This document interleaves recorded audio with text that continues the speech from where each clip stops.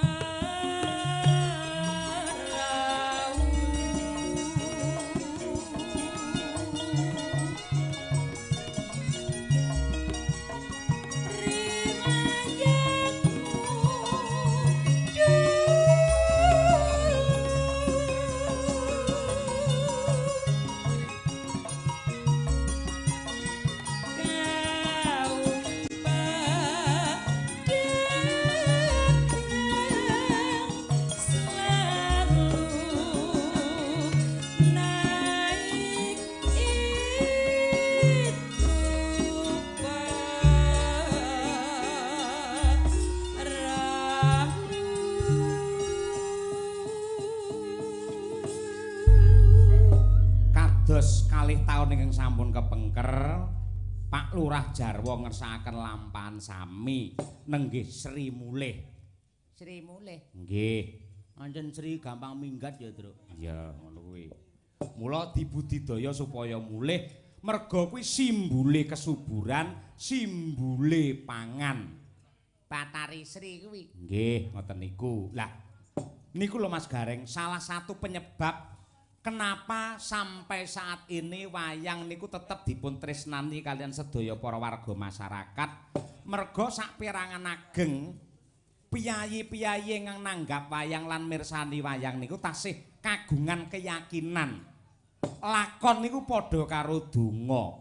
Yen lakone Sri mulih tegese widodari sandang pangan niku mulih, insyaallah bilih pangeran ngabulaken dadi srana subure bumi ing wewengkon Macanan mriki, tandurane ijo royo-royo, para kadang-kadang Pak tani anggenipun panen sedaya dipun paringi lancar, bathine kathah kebak barokah. Ngoten niku. Dadi donga ya, Tru. Nggih, lakon niku padha kalih donga. Mula sok-sok wonten piyayi ngersakake Pak Dalang lampanipun wahyu katentreman. Niku pamrih napa supaya anggene bebrayan niku dipun paringi tentrem, mboten dadi tintrim. Kenapa kok ngersakake Pak Dalang lampanipun wahyu kamulyan?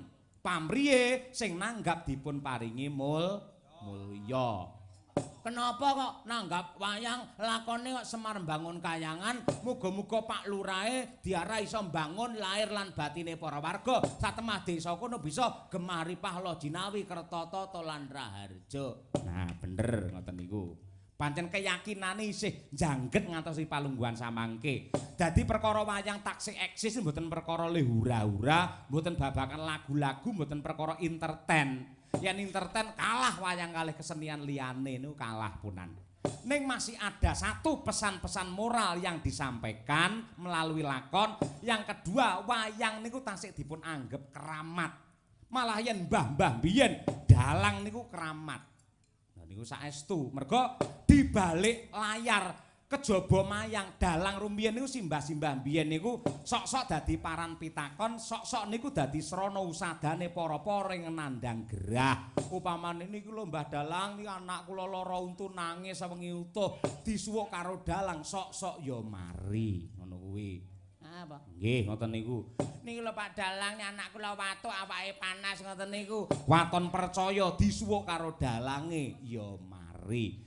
Kula niku ngerti dhewe, bapak kula Mbah Sukron Suwanda nika nyarengi AMD ABRI masuk desa teng desa kula kathah para TNI ingkang bangun desa niku ndelalah wonten salah satunggale TNI ingkang lara untu diobati napa kemawon mboten mari. Njaluk tombo kalih Mbah Sukron. Mbah Sukron niku lajeng mendhet rokok surya sak ler ngoten niku didongani mboten ngerti dipun udut kalian TNI kala wau. Lah kok dadi srana mari utawa tambane Waloya Jati, Jati Temah Mulya. Ada ngono kuwi. Nggenku iki enek wong mara nggenku. Ha, Cah cilik suwetep ngono iki. Tak tambani mari mati. mati ora. Lah aku ora ngerti japane kok. Mula sak bisa-bisa ya dadi dalang saiki ya tirakat prihatin. Ora ngomongi sapa-sapa, ngomongi awakku dhewe. Iya. Sing kok ndel-ndel ki lak bojomu to sing tukang tirakat. Heeh. Bojoku lek kon Senin Kemis ngono betahe ra umum, semangate ra umum. Anggere Senin ya nyenen, lek Kemis ya ngemis ya ya. Ahli tirakan. Heeh, kuwi bojoku pancen aku jan kosong mlompong, Truk. Ha iya. Mula di balik kesuksesan seorang suami pasti ada wanita yang hebat ki tenan. Heeh, bener. Yes. Wis muga-muga adicara sing kaya ngene iki tetep sempulur, tetep lestari, tetep bisa mendarah mendaging wonten hati nurani lan sanubari tumraping para warga masyarakat, wabil khusus dumateng para warga ingkang lenggah wonten Macanan, Jagaraga, Ngawi, Jawa Timur. Dasare sowan komplit ya, Truk. Nggih, komplit kados adat saben. Ingkang mepet kalian dalange ingkang nembe angop menika Mbak Winong Nawangsih saking Tulungagung. Oh iya. Ponakan. Nggih. Angka kalih menika Mbak Birgita Ayu sarjana seni saking Kediri. Ponakan. Angka 3 menika Mbak Dian Munasiroh sarjana seni magister seni. Ponakan. Padine arep golek ngirit kowe bal-bale ora. Menika saking Madiun kalajengaken menika Bu Sukesi Rahayu Ponakan Benaan. Saking Karanganyar. Kalajengaken menika Mbak Tri Hastuti Retnawati. Ponakan mboten pati penak. Saking Laladan Ngawi Widodaren. Nah niku. Dene kami minangka pamungkasing Pasiban Sinden Madangkara menika Mbak Lia Sundari menika. Ponakan Bathara Kala. Nggih. Tegese sing iso ngruwat Bathara Kala nggih niku. Mbak Lia Sundari. Dedengkote para sinden. Iya. Seniore para waranggana. Betul. Digodhog ra iso empuk. Iya kuwi Mbak Lia. Dene bintang tamunipun niku aduh lagi melukis bibir. Aduh jan. Rumasaku Luna Maya iki jan anu Luna Maya niku jan le pepaes mboten enten mandeke. Jan. Mbak Mimin ya sih semangat, Mbak Apri ya weh nyedak-nyedak rono. Pamrih men iso ngrokak-ngrokok. Nggih. Ning saderenge kula tak nyuwun dumateng genduk Bir Gita Langkung rumiyin. Nah, aboting katresnan Mbak Bir. Kaya apa nggih. Komplit sak bawane mangke langgam terus dindangdutke slow. Nggih. Pirang-pirang dina ora metu. Ha iya. Anjene ora ning dindi kon metu ora. Wah, pinang guyune ngece asem. Ayo nggih. Ya berdiri coba kaya apa? Ayo nggih. Ayo srepek. Songo.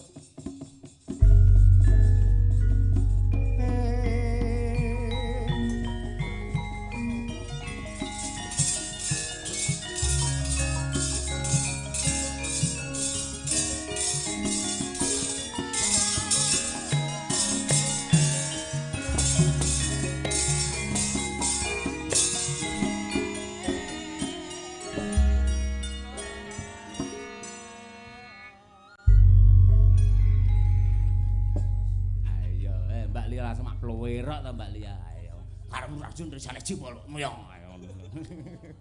Ayo, Mbak Bir Gita. Dalam Pak Dalang. Alhamdulillah. Loh, tasih kathah lho sing kepareng nenggani jenengan Mbak Bir Gita. Masih banyak. Ibu-ibu inggih masih semangat niku, Pak. Nggih. Wong ya wayangan rong karuan lek sesasi pisan kok. Nggih. Berarti di sini sudah 2 kali ya, Pak ya? 2 kali. Nggih to. Menika kok tadi kelingan. Nggih, lek riyen bintang tamune niku Mbak Elisa Urtarus, nggih. Gendeng Bu Kesi niku cemburu, gitu. Akhire digolekne sing ora lanang ora wedok niki, nggih. Malah aman. Aman, sing iso adu mekanik ayo nggih. Monggo Mbak Bir dibawani coba Asmarandana rumiyin kunjuk dumateng sedaya para lenggah. Ingkang kepareng mirsani ngantos jam kalih menika mugi-mugi sedaya para penonton tansah dipun paringi barokah putra putrinipun dados lare ingkang soleh lan solekah. Amin. Yuk. Jarwane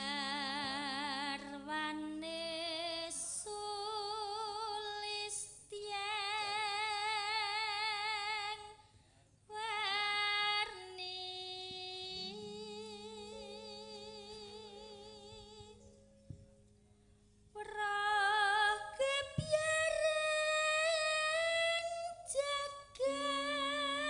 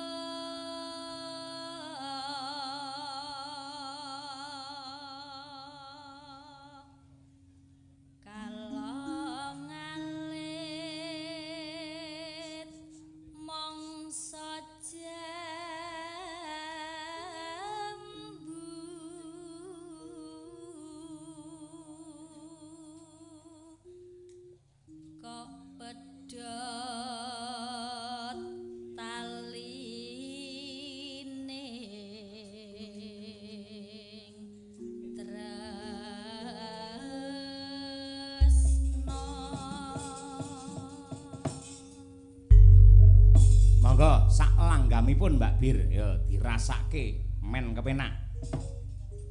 Aku bingung cakar uyah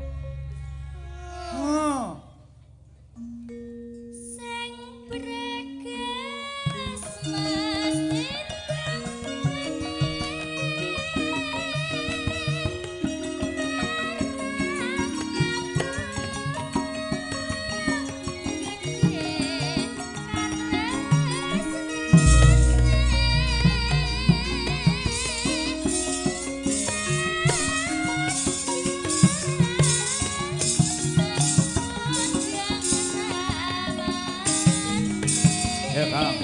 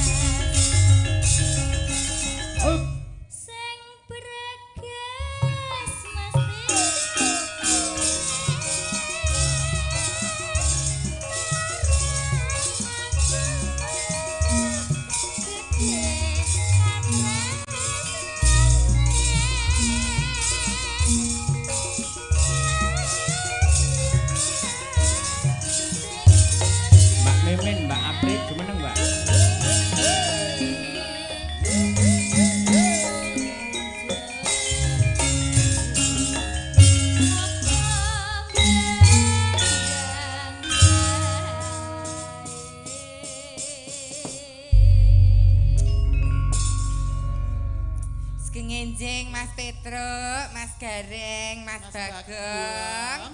Nggih, ketoke Mbak Mimin pun ngantuk jenengan. Mboten, mrihatin ki kanca-kanca niku wae. Napa? Mrihatin ki rencang-rencang. Oh, nganti kaya ngoten niku Kok tresnane. ngantuk lho. Nggih. Nggih maklum apa jumpo kok jenengan. Omongan lho bener ngomong kita le. Tua lho maksudku tua. Bertambah umur tapi tetep harus produktif ngono lho, Jus kok. Lah ya kowe mula kudu sing semangat. Mulane ana pegawe sing pensiun ngono kae kudu ana aktivitas, jangan langsung tiba-tiba tidak ada aktivitas ki gampang jumpo, mbuh bercocok tanam, mbuh ngupitik ya apa momong putu ngono. Bercocok tanam ki pojok kuat ta, Lek. Maksudnya ki nandur apa warung hidup, apotek hidup lho, Jas. Ora nyandak kowe jaman dhisik ngono ki digalakke. Waduh, nggih leres. Nggih to? Nggih.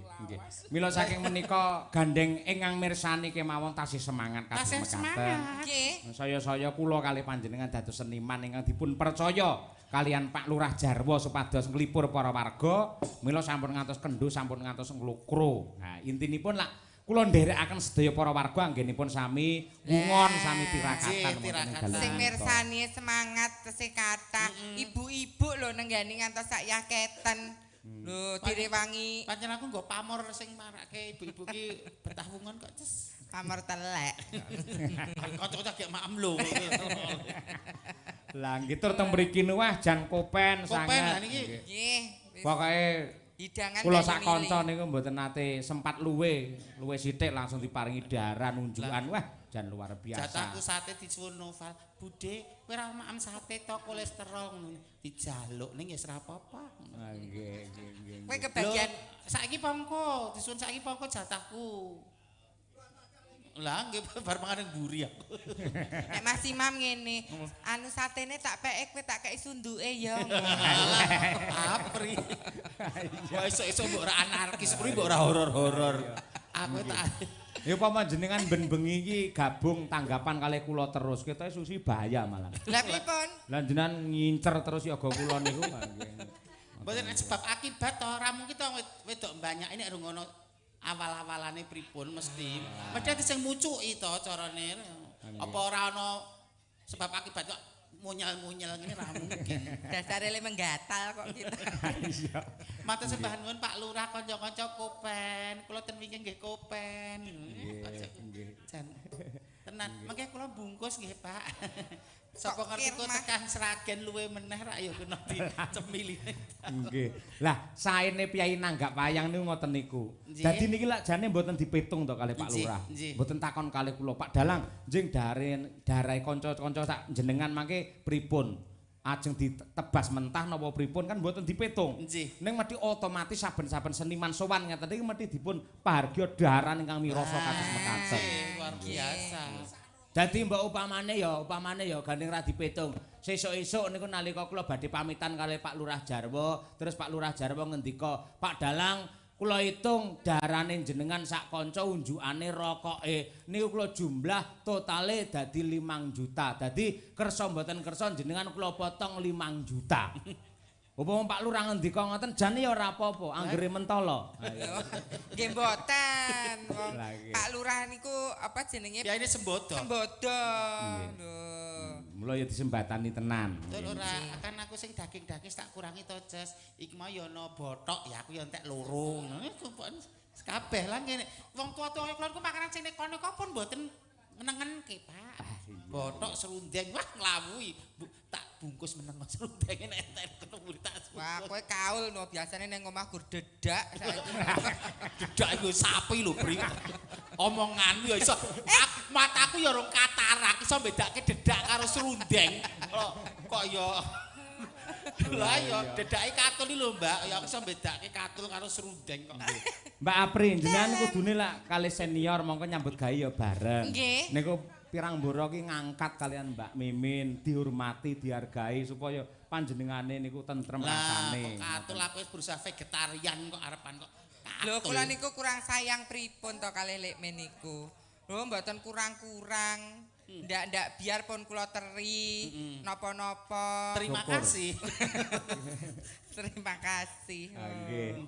Nggih, Niki wujud sayang kula kalih Lekmen ngoten niku. Oh, ngaten. Nggih. Dadi terus dijak gojek ngoten nggih. Cak Gojek mungkin ndak sepaneng. Oh. Nggih. Kok malah opnam meneng ku nek raja. Ya Jopri, setahun pindho kok ono opnam ae. Opnam niku bar operasi Pripun? sing dipadosi kula lho. Lah bapak mbokku wis ra ono golek sapa nek golek kowe. Niku tesih napa setengah sadar nika kalih ngatang-ngatang nika. Dek aprindi, dek apri. Dek aprindi. Sepira luput kunjuk ngapura ya, Dik. Ra sadar nek sadar ora sudi.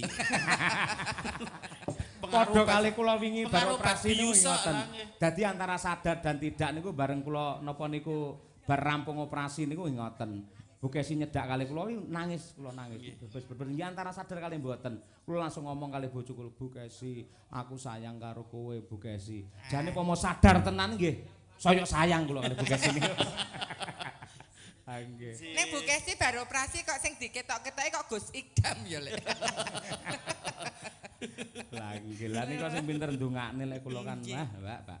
Cobi jenengan mang nembang napa Nyanyi ngoten. anak kakek nak sing halus ya monggo manut seliramu mau kanis geradakan to sore mau. Ning Mbak Apri pancen bengi iki pancen mencorong tenan. Lah, Semunar nggih. tenan, beda le dandan karo biasane. Matur nuwun. Apri ngejemah wayangan jan iku mangan ndok loro kok mesti kok. Ndoke sapa? Lho, Ndok apa? Ndok ayam kampung iki Oh, lah lho iya. ndoke sapa ya ndoke Apa? pitik.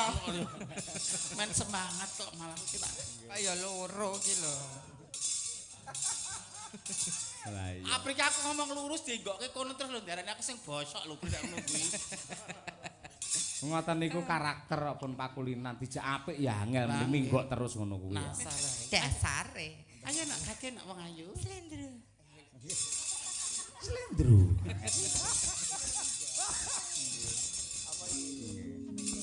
Genten tetep gentenan lho. Gentenan apa nek gak kowe to nak. Ibaratnya nek wong tega lah ra tega patine ngono kae to nak. Lah iya, Lek. Kok larasmu dhuwur, Bang. Aku nek ra menyuruh ora. Pelok barangnya cek kurang menyuruh aku. Napa Mbak Apri? Apa ya, Lek? Masa asmara ndonone liyane wae. ya? Liwane. Liyane wong piyai cerdas, piyai kreatif kok.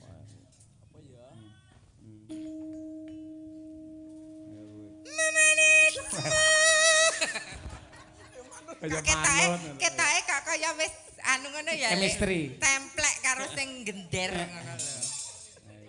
Wis karo sekender kaya wis kawin ngono ya. Ora iso. Maksudnya mudeng karepe ngono. Lah iya. Kanggo jiwa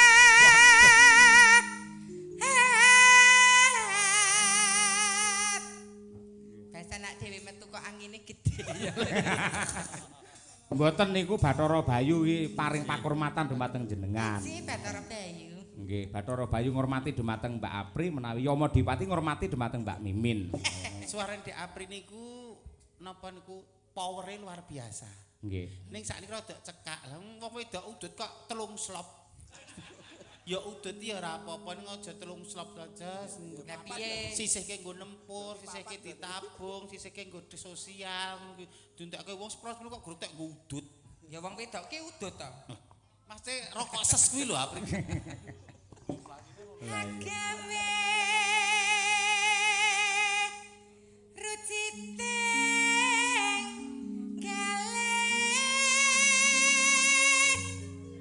Matur nuwun lho karo Mas Taslim. Kalau iki kula ngampil Mas Taslim. Oh ngaten. Lomba campur sari menika marga Sukipan. Sukipan juara 2 tingkat nasional menika sing dibiji sing apik girongi. Wah, nggih luar biasa, Nuwun luar nggih, biasa. Mas. Nggih, nggih, nggih. Napa tembange? Gundul-gundul pacul. Napa?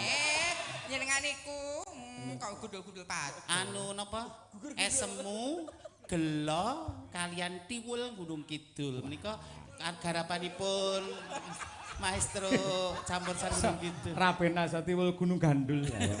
Gundul kidul. Suwun nggih. Lah ya, atase Mas Taslim rak wis pinunjul to ning kersa ngladeni kanca-kanca gelem gladen sembah nuwun nggih Mas. Iya. Ayo bawa. Lara napas apa lara? Ayo. Lara. Kok nek itu kok lanang. Apa kang si nadya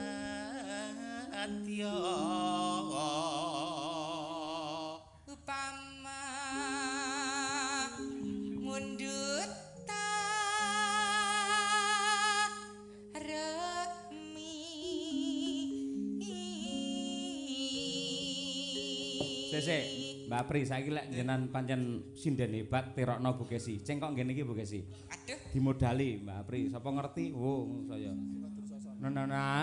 Ayo Bu Kesi iki. Ayo, apa?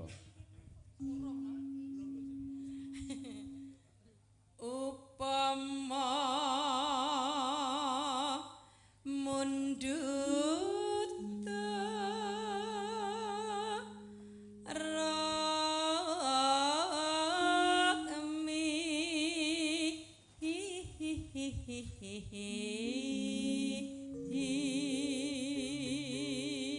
Mbak Apri kok iso ngono kuwi, bebas ngambung imam. Wis ndang. Ayo, Ora apa-apa Mas Mam gur karo kanca gur kulit do kulite kok mbok yo ra eman banget kaya kelangan bondo donya. Waduh, kaya ngong ra kan kowe kok le mbok ra banget. Mbok ra awel-awel urip pisan kok cetil-cetil. Gur pipi aku tak pasrahke jiwa ragae santai kok. Gur pipi kok mbok ra. Mas Iman, ra ngajarke cetil aku. perang godo yuk. Maksudnya perangnya Bomo Narokasura karo karo apa lai sapa? Karo anu kae lho, Kikis Tunggorono kae lho. Piye, wani ora Mbak Apri? Nggih, nyobi nggih. Nyobi. Mboten enten nalane nek nyobi. Nggih. Nono. Piye mau kok lali. Upama mundut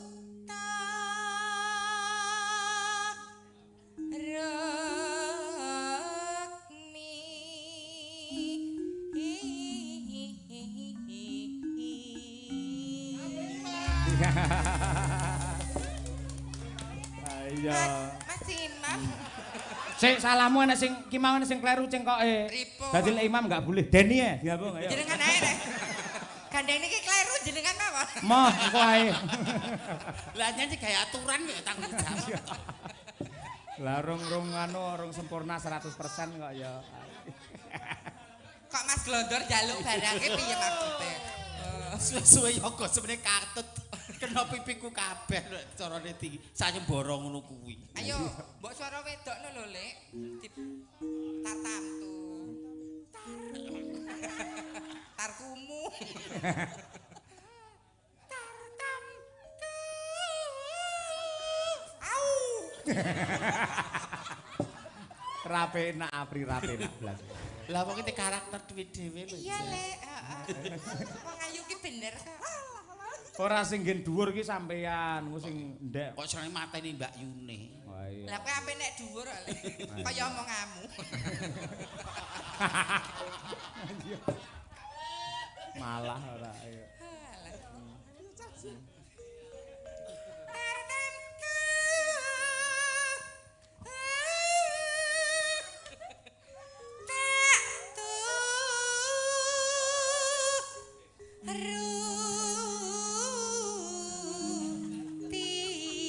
Ibarat. Lah iki. Dadi dia semati langsung nyandak. Wah, greget saut iki. Greget saute ora apa iki? Ah, saiki ketinggalan. Saiki spite kudu cepet. TikTok e lho nje. Jajal kaya apa ibarat? Ibarat wong numpak aku. Wabrak apa kowe? Prau kok. Lah ya ku, praune kan rada rono to ning nggon daratan kan ra iso. Dadi ngliwati aku sing ora mbatan. Lambe atimu ora padha. Men. Numpak prau.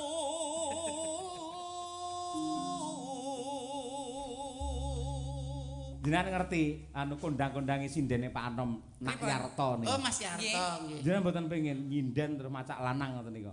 Blangkonan ngoten. Pun nate kula ngiyen. Nate to? Nate. Lah kok ora diterusne? Mungkin Mas Imam pripun? Balik rono. Ngeboti. Kok mundere greneng kono ae to, Pri? Apa pilihan lho ya go semene kae selawe milih aja kono ae. Lah, luka lamaku sama dia kok. Oh, pernah luka. Luka. Aku ya wis rojah raja. Dirojah raja dhewe asine. Aku nek ra diobrek-abrek kurang bahagia. Ayo. Nek guru monoton enggak mau. Adepi Mas Kamit. Apa tuh garwane kono ayune kok ngono kok. Ayo. Lumampah tanpa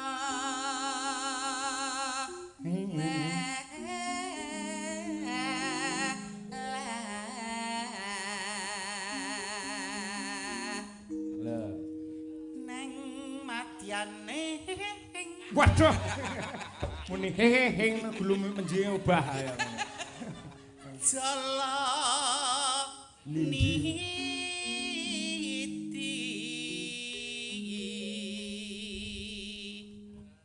sing lungokno nduk winong vokal konsonan harus jelas.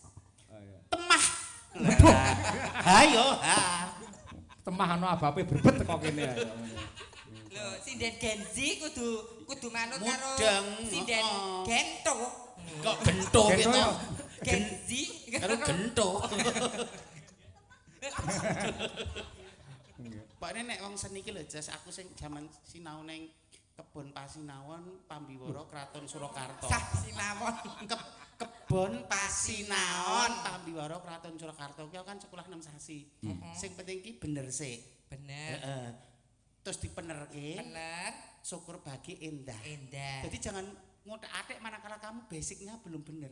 Jadi basicnya dibenarkan dulu, nek basic wis bako atau olah piye wae, atau jungkir jebal penting iso bali meneh. Lah kowe basike ora bener mbok olah piye-piye. Aku kan jari sing puru kebacut ki lho, aku kan wis kebacut bosok. Syukur to ngakoni.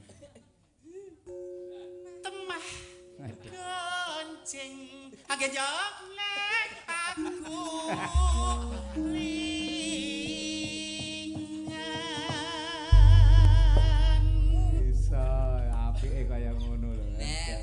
Nggih. Bisa temah mulai wani guroni winong. Iya, nggih. Ning sing jenis seniman sing penting pede sik kok. Pede. Jenengan pede. Lek ora pede mokal jenengan iso tetek ngoten niku. Tapi riyen nggih mboten nggih. Ajeng Mbah Panggonti ku gua ngoplok niku dumben batu teh ngoplok berproses mboten ten sing instan. Oh, Saiki sapa sing ngerti kondange mimin ya Allah. Kondang banci ini. Langgam nggih. Nggih, monggo. Nggih. Ada yang tresno. Waduh. Jan nggih apike. Jan kaya Mbak Uul suara Semara. Apri lho Mbak Uul. Kanjange Umi Apipa. Kok Wae paling malih-malih malih terus. lho jam menika. Lamat mos katon tidani yen bom rangkatan men cerah aduh kira-kira sinaman abang sepi. Yen rasang ngot wimbo patut nyoto jati koprak nani eman lestari yotan lilo wisawan sarikmo.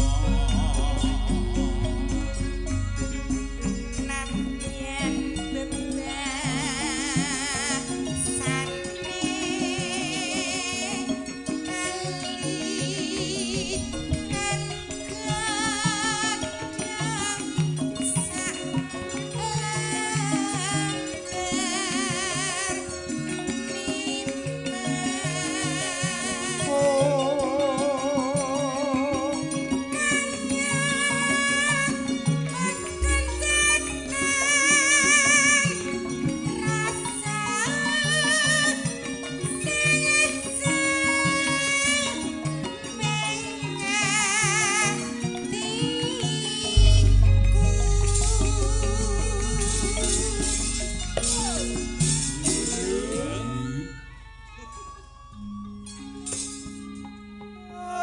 Pancen ya dasare piyai Klaten, mula ya bareng nembang sing klasik nyatane ya mirasa tenan. Nggih ngono kuwi. Paten. Nyelehke rasa ya Jes kaya aku. Wis menep ngoten. Ayo. Klaten kok dilawan ae. Pacar. Sik. Kok geguyu tok ora juga guyu. Pak ya bener toh? Ya bener. Teknik sendal pancing kok ya. Ayo. Yo. Pacaane sarwa asri sroba derku tansah kuwur emang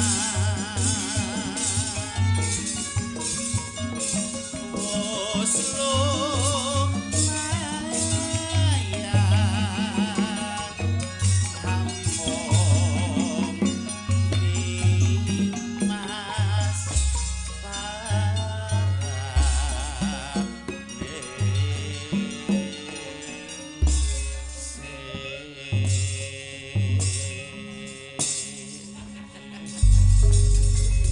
Napase Mbak wis sepuh ya landung lho Mbak Mimin. Landung kan itu Panjang. orang gelem umuk ten karep memberi kesempatan kang yang lain. Oh, nggih nggih.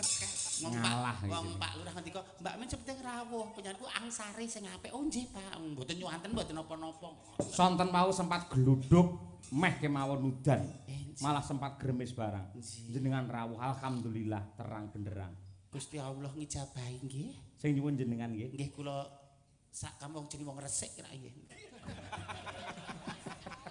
Mas ora kontaminasine koneko ngono lho. Ya pancen resik disikat raine resik ae. Kula nek polosan mboten dandan malah cantik lho. Nggih to. Ini kan untuk kebutuhan panggung aja. Gene nang IG ke gambare malah macak kakung ngge jas ngene ngono kene. Jenengan iki lho sing tengah. Lo alami kok back to nature. Kembali ke alam, back to nature. Iya. Kembali ke alam. Aja alami lembut lho. Nggih, sampun Mas Pedro. Nggih, sameneika gentes ingkang duet. Nah, Nggih. kula nyuwun pambiyantu kalian, Nduk, ya nang winong coba kaya apa. Nggih. Ndek Winang Nawangse. Winong Nawangse saking Tulungagung menika, nggih. Menika nggih muridipun Mbak Mimin menika Mbak. Nggih. Dangu nggih, nderek jenengan Mbak Mimin. Dangu ngoten nggih. Nggih. Ning niki mlethek langsung ayu, lho dhisik kanggo proses remuk sik bareng. Seprene. Ngantek somben ora mlethek. Nggih. Ayo nak Minang.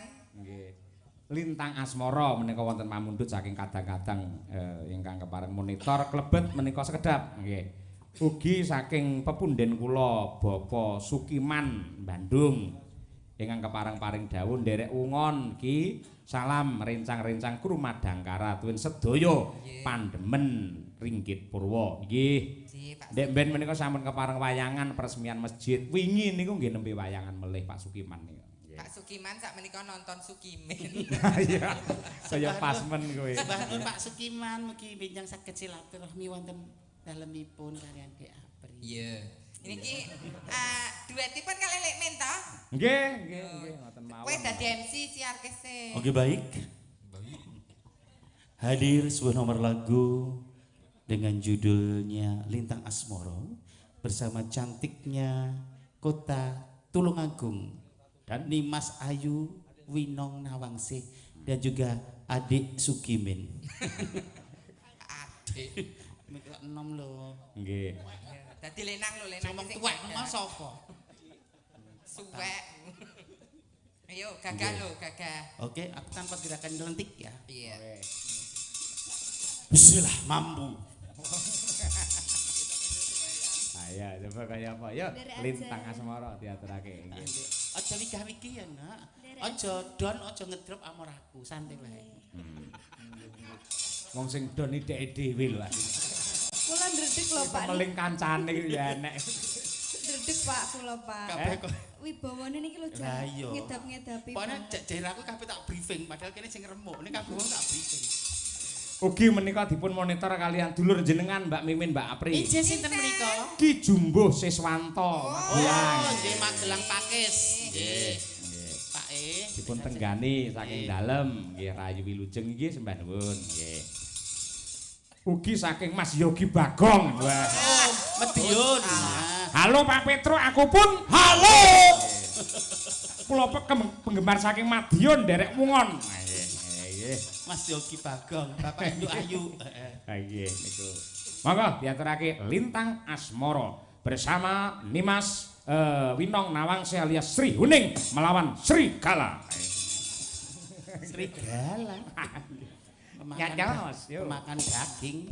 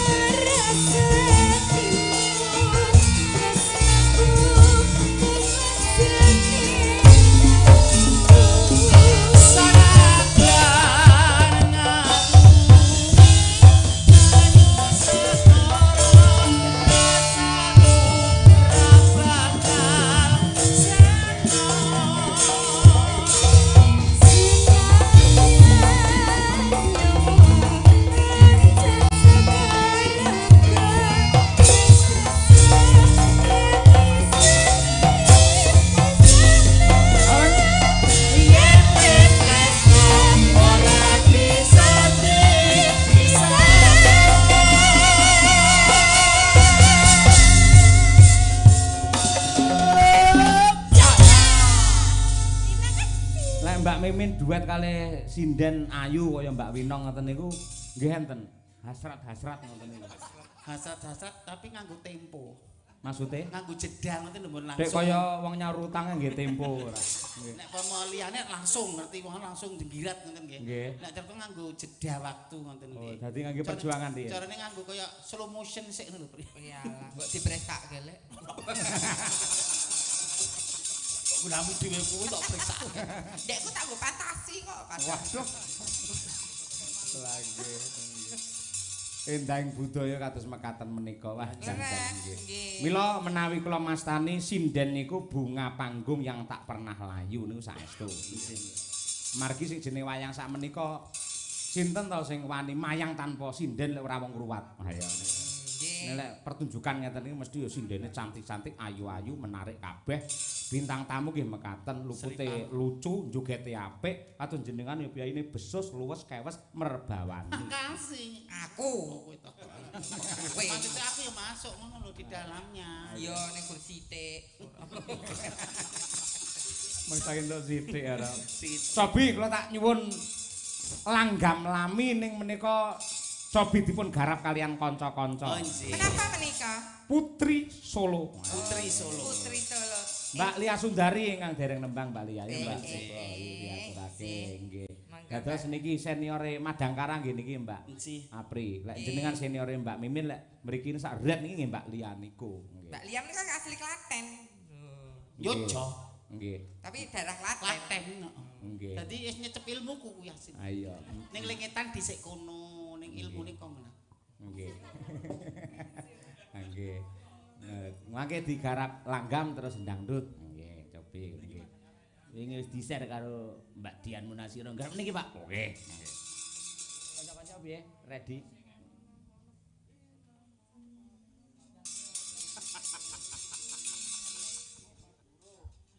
Enggak, nggih. Coba, nggih. Lah nu buka celuk mawon, Mbak Lia nggih. Coba, nggih. Sampun, sampun. Sampun mangke? Oke. Nggih. Coba Putri Gulon Solo ora ya. Kok gulon? Gulon. Mangga Mas.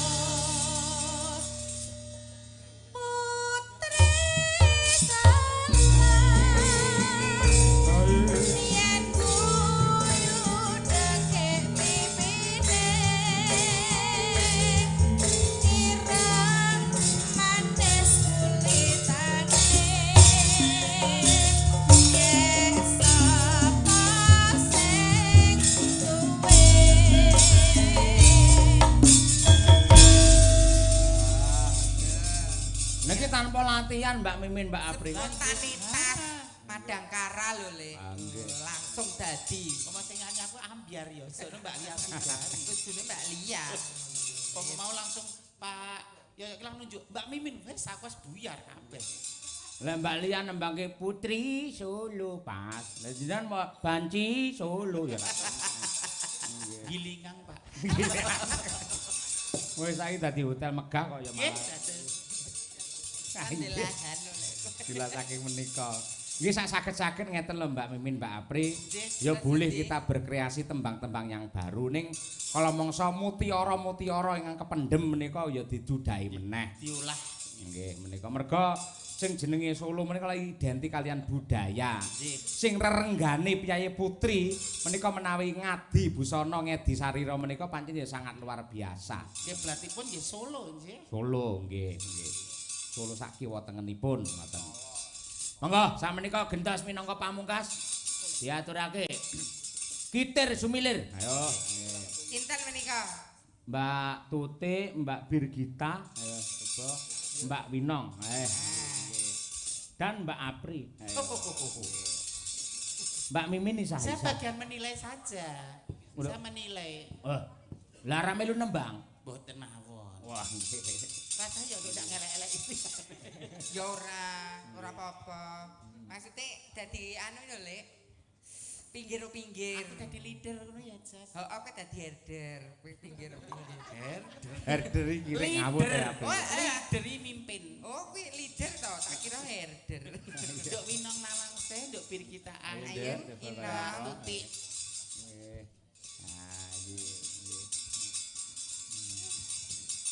Niki do seragame do biru kabeh. Wedalang pengrawit nganti sinden.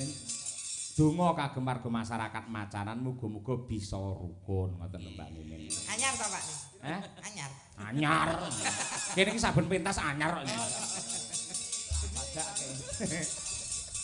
Aku tak ning kene ding nduk nak kitang ranyoro anu visuale men itu bahasa gambar visual.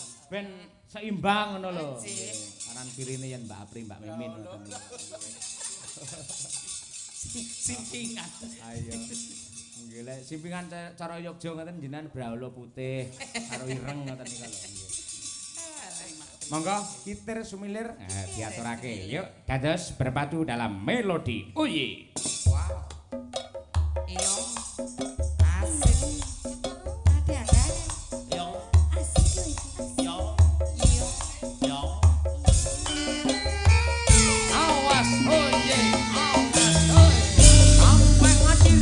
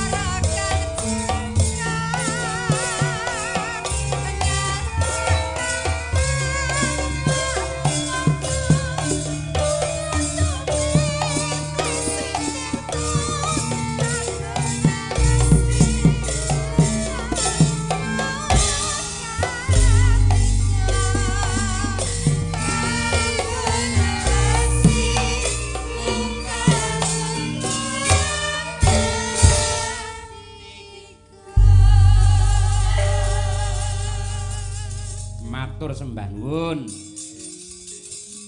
Mbak Mimin, Mbak Apri. Nggih. Kula minangka sulih saking Pak Lurah Jarwo. Lan ugi warga masyarakat ing Macanan ngaturaken panuwun awit rawuh panjenengan kekalih. Kula ndherekaken wilujeng ngantos kondur dugi dalem mugi-mugi kalih saking bebaya Mbak Mimin. Amin. Nggih, menawi Mbak Apri badhe ngersakaken kondur sareng kalian bis Madangkarang nggih saged. Monggo. Oke, kaya gini pun nggih kedah ngoten. Kaya entuk dalan. Selamat sukses untuk Pak Lurah Sujarwo nggih. Piye-piye? Mboten.